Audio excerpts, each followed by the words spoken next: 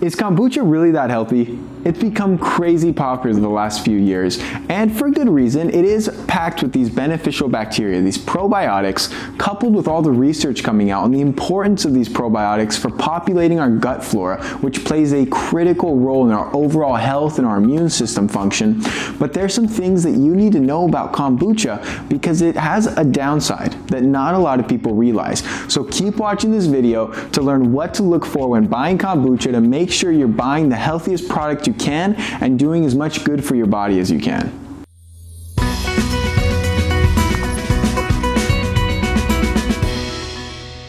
Kombucha is made by fermenting black tea with what's called a SCOBY, or also referred to as the mother, and it colonizes all this good bacteria.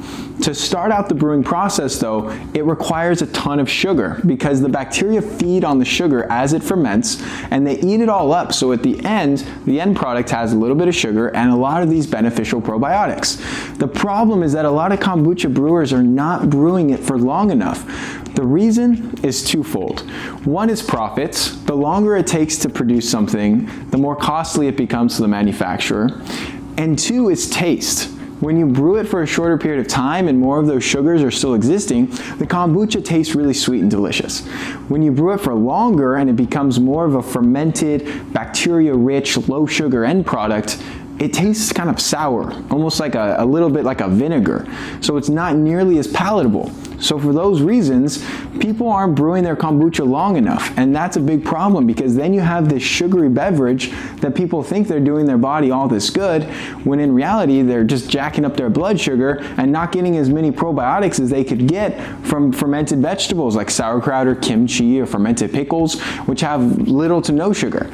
So overall, I think kombucha can be a healthy part of your diet.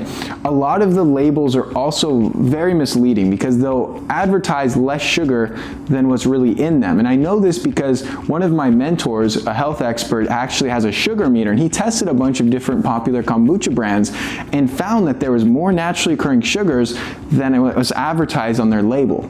As though that's not bad enough, a lot of these companies are even adding sugar and different flavor agents to make this stuff taste really good. So that's where you can run into trouble. I suggest if you really like kombucha, brew your own. It's super easy. There's tons of recipes and ways you could learn how online. You could order the SCOBY in and you could just take some black tea. It's really cheap.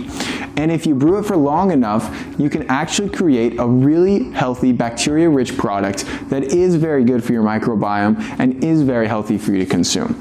So in the end, kombucha can be healthy, but it can also be a high sugar, little bit of a problem. So make sure you're sourcing your kombucha correctly. If it tastes super sweet to the tongue, it's probably high in sugar.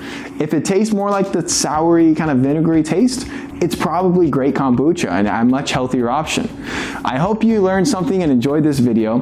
Head over to livingfit.com and check out our other articles and videos so that you could learn how to optimize your health. Thanks for watching.